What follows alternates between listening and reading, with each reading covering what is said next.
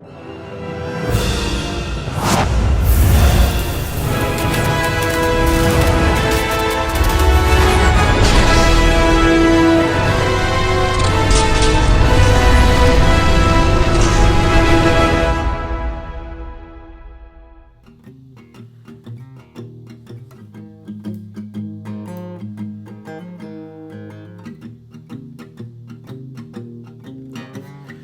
right, bud. That's lovely and all, but are you ready to talk about The Witcher? Yeah, sorry about that. I just had to do a little strumming, you know. Yeah, I love it. Yeah. As we're setting up here, Rob decided to pull out the guitar and just start playing a couple tunes. So figured I'd let you guys listen to just a little bit of that. But hi everybody, what's going on? Obviously Anthony A. Perez here, joined by my buddy the Big Rob Theory, as we're going to be talking about the first season of The Witcher, which premiered on Netflix in 2019, and in December coming up, the second season is dropping. So The Witcher is just one of those shows I did not get around to when it first dropped. Robert, you were telling me that you actually did watch it when it first came out. Right when it premiered, bro. I just started watching it, and the first episode, I was kind of like, okay, this is pretty cool. I like Henry Cavill quite a bit. So I was heavily invested in it because he's a pretty good actor. Obviously, if people don't know, he is Superman, in the DC universe. Yes. So if you don't know that, then sorry. But yeah, spoiler, I guess. But even though he's on the posters and everything. But yeah, I think he's a pretty good actor. So he kind of fit the role really well. And the way how the first episode got me hooked was very interesting because, like I said, I wasn't really interested at first, but I still had some slight interest. That didn't really make sense. What I mean is, it just gripped me, but I wasn't fully invested until really the second episode.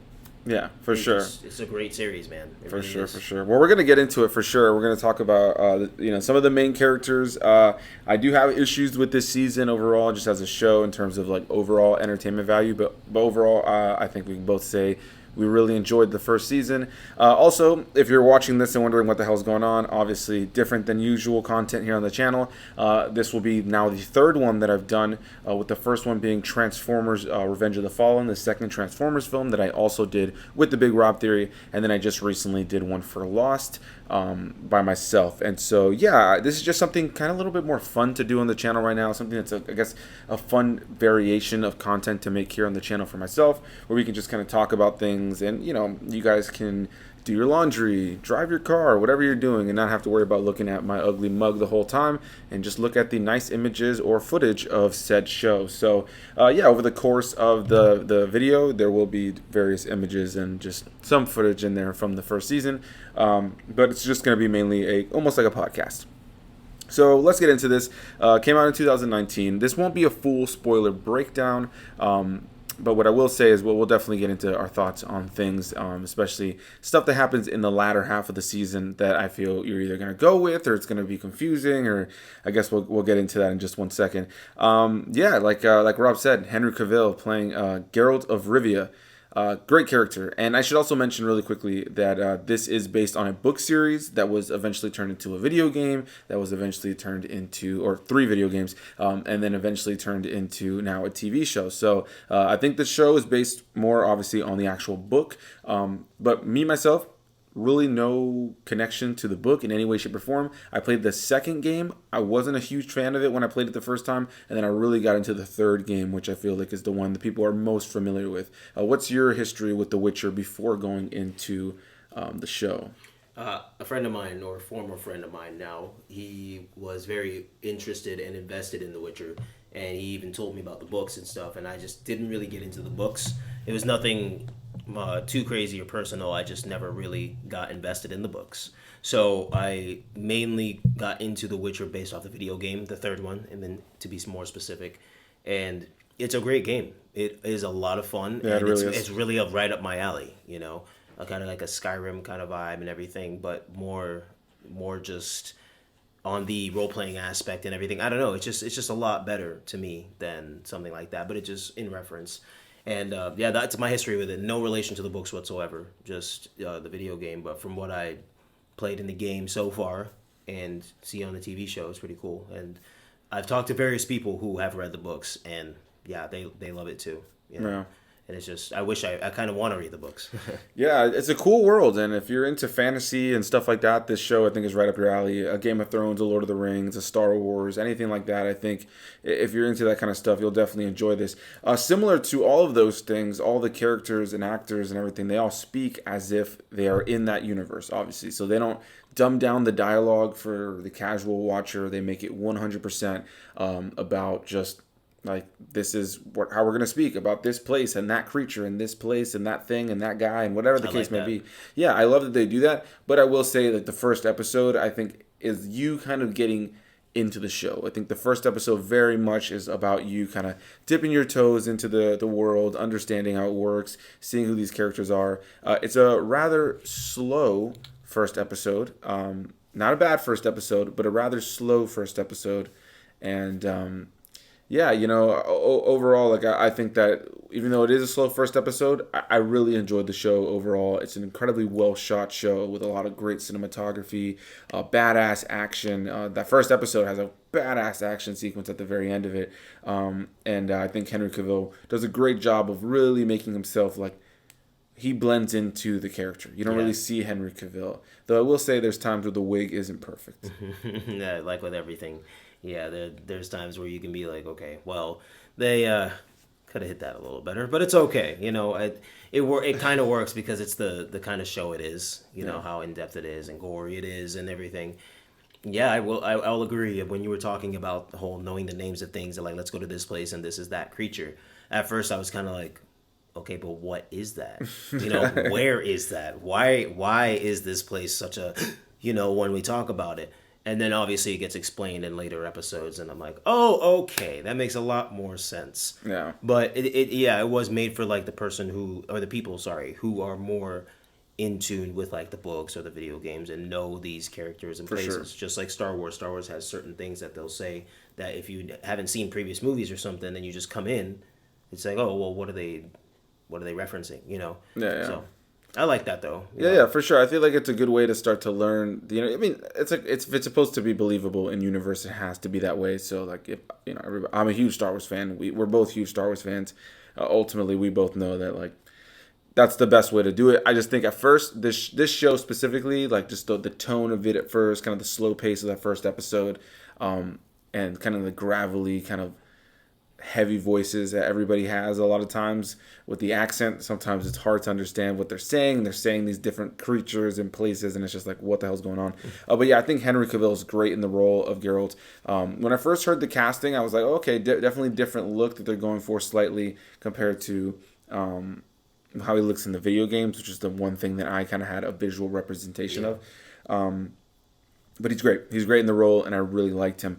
Moving on to another character here that's a big part of the show. A character that I think, for the most part, I can tell in the next season is going to become a much bigger character and a much better part of the story, and that's the character of Siri, played by Freya Allan. And she's good in the show, but a majority of her time throughout the course of the show is just kind of being afraid or in like running, miserable looking, crying. I mean, great performance, undoubtedly, by the actress Freya. I think she gave a great performance in terms of the actual the character herself in this season. I think she's just like a character that we are anticipating is going to be a bigger thing. I'm assuming that's what happens. Again, I've only really played the third Witcher game, and I mainly know more about like just like the actual exploration part of the game, the going out there and kicking the various creatures' asses and all that kind of stuff. That's about all my knowledge in terms of that world. So yeah, what are your thoughts on the character of Siri and her role in this? I guess I should also mention, so that you can also add this to your thoughts, is we find out in this show that Henry Cavill's character Geralt is kind of bonded to Siri by the rule of surprise, I believe is what they call it. Yeah, the rule of surprise. And their fates are essentially intertwined. So what are your thoughts on that whole thing? So if I'm not mistaken, and if you remember, correct me if I'm wrong, but the whole rule of surprise is whatever the next like surprise or big news or something or gift or anything of that nature is to be revealed, that goes to the person who called it. Who called the rule of surprise. So, I personally think that that's a very interesting tradition to have, because like, what if it's like, all right, well, I'm here to betray you. Surprise, you know what I mean? Like, yeah. okay, well then you're screwed. You know what I mean? So it's interesting that it not only it happens like you say it, and in the world itself, like like the way they set it up in the show is like your fate is now intertwined with whatever that surprise is, whatever it is. And so in this case, that's exactly what it is. Yeah, in this case, it's a young girl who's born, and Geralt tries to run away from it for a long time, but eventually the show does end this first season with obviously the fact that they finally met up together. And I like the fact that it's a younger girl and him, because I feel like Geralt, he's at least this character in the development of him, he is a caring person. You know what I'm saying? He's not gonna be like, all right, well, this sucks. He's just gonna be like, all right, this is my duty. He's hardened, but he's kind of like but he has like a sense of responsibility at the same time. Yeah, because I feel like before he became a Witcher, he was actually like maybe a cool person. Maybe he wasn't. I don't know.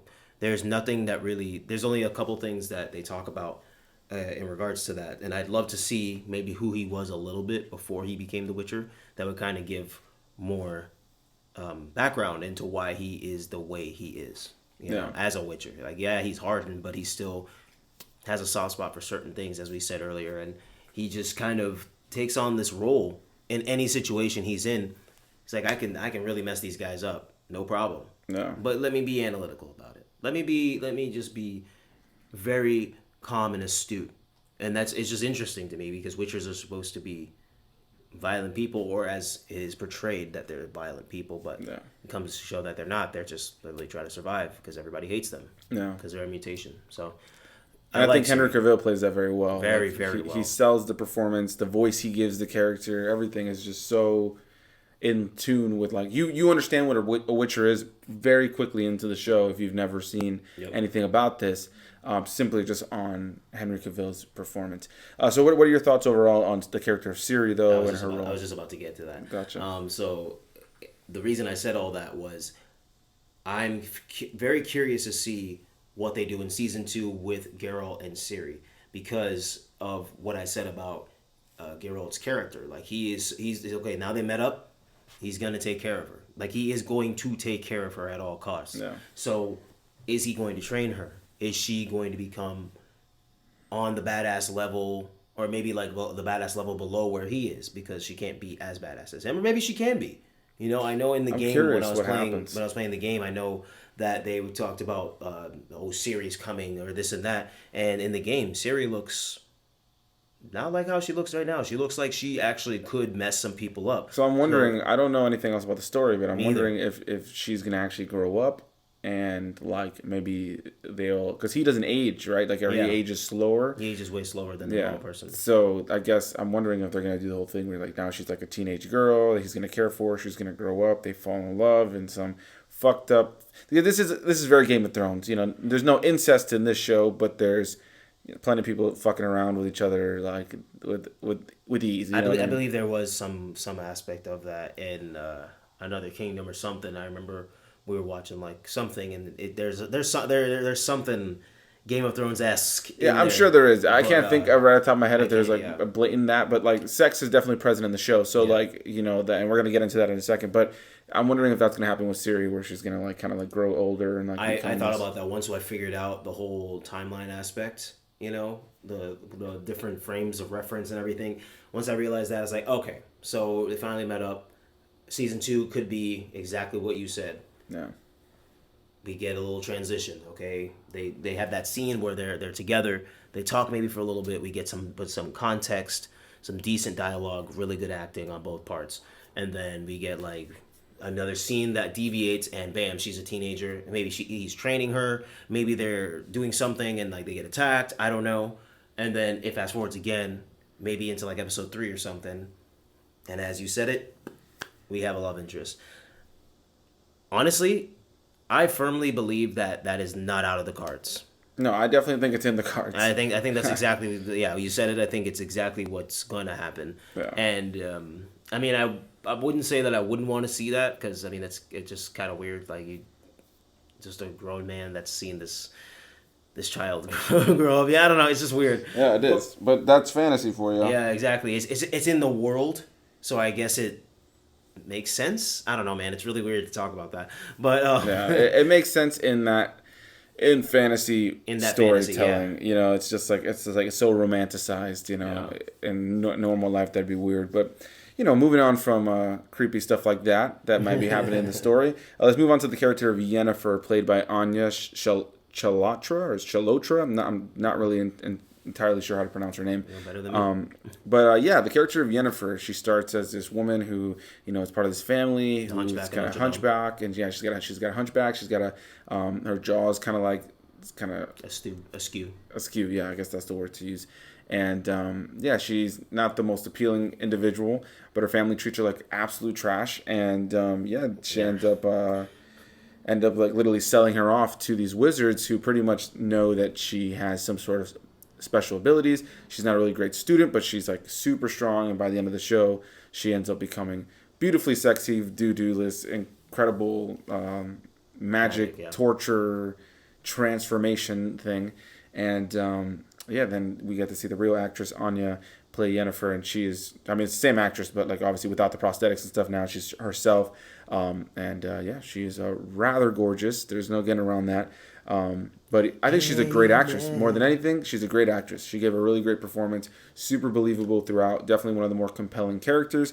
There's a love interest with her and another wizard at some point in the show, and Robert and I were talking about this before recording. It just felt rushed to me. It doesn't really work for me too much.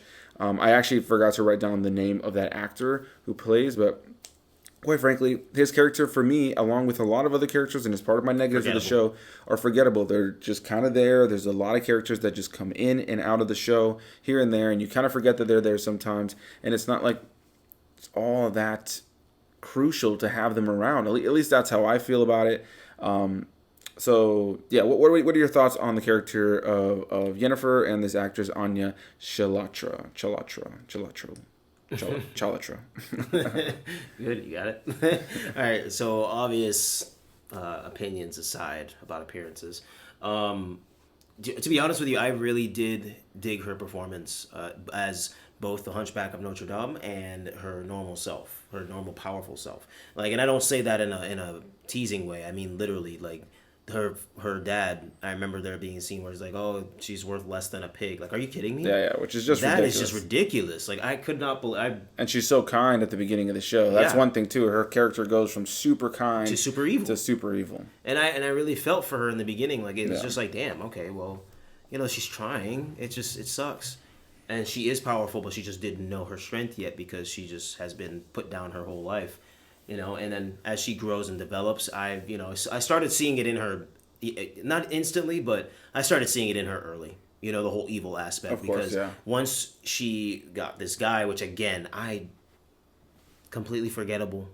You forget that was even part of the show. Like, that's just such a weird part of the show for me. Like, yeah, she goes... And he was, like, using her, and so, like, that advances something in the story, and it's part of her decline into madness. Yeah. But it just feels... It felt rushed. And pointless. Like, forced in there. Yeah. But anyway, not to linger on this, but, yes, she is incredibly sexy. I will say that.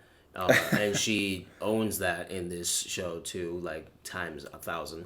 But I do kind of like the whole descent a little bit into evil, because it's kind of like, all right, well, the world screwed me over, so let me have a little fun. Maybe not with like the world in general, but just with certain individuals that she meets or whatever. And it just comes to show that she just wants a child, and she can't obviously have one without magic, and even with magic, it may not be possible. So I don't know. I like her character and her development. I'm curious to see how this unfolds more into the new season, because again, in the video game, the relationship's a little bit different between her and Geralt. So it's gonna be a little different, but the same. But there's some aspects that you're like, oh shit, from the game that I'm thinking of right now. So it's like, oh wow, well, I would love to see that aspect, like them actually, working together normally and being how they are with each other, like because they obviously love each other. Yeah. So being like that, normal, but still having her Yennefer aspect of running away or doing whatever, going away, doing her thing, and then Geralt just being like, well, All right, here we are. Well, speaking on that, so somewhere in the time, so I was about to say in the timeline, and I guess we should just get right into that really quickly. Halfway in the show, we learn that the events that we're watching throughout the course of the show are happening at complete different times in the timeline. Yeah. Like literally, like I think like almost 2 decades apart from one another. And there are certain episodes where one episode to the next, a couple years have passed. So one thing that is a little bit, I guess jarring is the word to use at times when you're watching, is that at first, and I really commend the writers for just trusting the audience to just kind of go with it. They don't dumb it down for a casual audience. But yeah, like just halfway through the show, you realize that a lot of the events of where Geralt has been for the majority of the show you've been watching have been in the past, and another portion of the story has been in the future.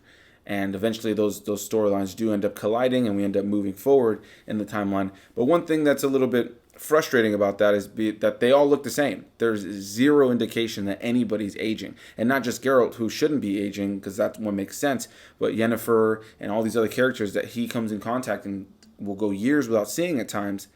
It's just strange. Then he also has like this bond and this love for Yennefer that for me just feels so rushed. They look great together. They make love together multiple times in the show, and it looks fun. I mean, you couldn't get two more attractive people to do it, but it just doesn't really resonate with me ever. And I know that's probably going to be a big part of the second season, and I'm just hoping that they develop that a little further because it just didn't work for me. So what were your thoughts on the way that they chose to tell the story in terms of the various timelines, and your thoughts on the relationship between Geralt and Yennefer? So to go back to that point that you said that Yennefer doesn't change, they said it, that she's a magical being or wizard or witch, whatever, so she doesn't really age normally either. So okay, that makes sense. That makes Yennefer sense. not aging really makes sense to me. So, but once I figured that out because I thought that during that's the true, series that's true. I'll take that back. No, well, I mean, we're just discussing it. But yeah, I thought about that. Like, why isn't she age? Oh wait, she's a witch. I forgot. But my whole thing with their relationship, I like it. But yes, it is rushed because you go from them not really knowing each other to them knowing each other to them banging each other every chance they get. So it's like, wait, what? I mean, exactly. well, granted, listen, we're in 2021. That happens normally. But my thing is, no, of course, but it's not like they're doing it and then just moving on. At first, it's kind of like that, but they're having this dialogue of like a married couple. Yeah. In some places, there's got to be things that we haven't really seen yet that hopefully will be explained in season 2. Yeah, for sure, The time jumps because in different times it seems like they just get more and more in depth with each other. So it's like, okay, there's these things that we haven't seen been developed. Now I wonder if but are they really gonna spend their time in season 2 going back to those dates and those times to talk about stuff like that? Like, I don't know. I just feel like now moving forward, now that he's with Siri and that fucking Yennefer just tore up the town with her big fire powers, I just can't imagine they're like, oh, let's go back and develop their... Maybe they will. Who knows? I guess we're going to see what happens in December. But yeah, really quickly, I just wanted to give a quick shout out to a couple other actors who were bigger parts of the season that I don't really want to discuss in depth because their characters were just kind of there in a lot of ways overall in the story, but I thought the performances were great. Mahesh Jadoo, I believe is how you pronounce his name, Jodie May, Lars Mikkelsen, and Wilson Mimboimio. I'm sorry, I don't know how to pronounce his name, but he played the character of Dara. But yeah, I really thoroughly enjoyed all those performances, and yeah, everybody in the show really gives a really great performance, even if I felt like some of their characters were just not developed well enough, and when they reappeared, I just didn't care too much. And then the one other actor and character I definitely want to talk about before we wrap this up is the character of Jaskier, the bard, played by Joey Beatty, who gave us that absolute classic. Toss a coin to your witcher. Exactly, there you go. Toss a coin to the witcher, or toss a coin to your witcher. Such a great song that comes on throughout the show that this bard, this character, starts singing. And man, that song got stuck in my head for weeks after I finished watching this first season. What are your thoughts on Joey Beatty as Jaskier? I actually really like him. He's funny. Yeah, he's great. When it first came in, I was kind of like, we'll see. I didn't judge, but I was just kind of like, this can either be really good and really entertaining, or this can just drag on. As in, yes, Geralt's performance will still be good, but then you're going to have this sidekick guy who is just not that funny. And Not really gripping, but he was gripping and funny. Yeah. You know, and that whole episode with the elves, and it is true. It's just like anytime there's some kind of movie or show about this, it's like humans hate elves and elves hate humans because of what humans have done to elves, Yeah. or any kind of magical being. So like anytime the magical beings retaliate, it's kind of justified because the humans have committed genocide towards these mystical beings. So it's like, okay, well, there was no real reason why that Bard was angry with elves. I think it was just he hated elves, if I'm not mistaken, or unless something happened. I can't remember if there was like, Yeah, I think there was just like this idea, just like that magical beings are just violent. You know, like, magical beings are violent. Yeah, so I actually like that episode because it just shows like flaws in humanity too. Like, yeah, we just sometimes we just hate just to hate. Yeah, Because it's or we popular to hate what we don't understand. Or we hate what we don't, or we're afraid of what we don't understand. Yeah, yeah. So yeah, I really like him. I really like that actor. He's good in the show, and I'm curious to see what happens with him in season 2. Yeah. Well, with that said, yeah, I really enjoyed him as well. Let's go ahead and wrap this up. Big thanks to you guys for watching, or in this case, listening. I hope you enjoyed your drive or whatever you were doing while you were listening to this. The link to my buddy, The Big Rob Theory, will be down below in the description box. Please go give him some love and let him know I sent you. Yeah, final thoughts on this first season. I think it's a great show. I'm really looking forward to what's happening next. The cast is great. Even if the characters feel underutilized to me, I think overall they do a really good job of giving really good and believable performances. And yeah, just the costume design, the set design, the CGI, the digital effects. There's a lot of practical effects. The choreography for the action. Yeah, just a really solid, great show if you're a fan of fantasy. And definitely a lot of promise for the second season. Any final thoughts for yourself, man, on the show? No, I'm just excited to watch the new season, man. And if anybody hasn't really watched it yet, or it's been a while, because I'm going to do it, rewatch it, because I've been meaning to rewatch this series, and it is just seeing like a recap about it made me excited to watch it again. So Yeah. I would just say watch it again to refresh your memory before it comes out. And if you haven't seen it yet, what are you doing? What are you doing? No, I'm kidding. There's a lot of shows that we're all watching and like not watching. It's hard to keep up with everything. It's hard these to days. keep up. But Yeah. yeah, my final thoughts are great show, and I'm excited for December. Absolutely, man. Well, on that note, we'll end it right here. Thank you guys for listening. And The Big Rob Theory, you can definitely check him out on YouTube. The link is down below in the description box. See you guys later, right? Bye-bye. Until the next one.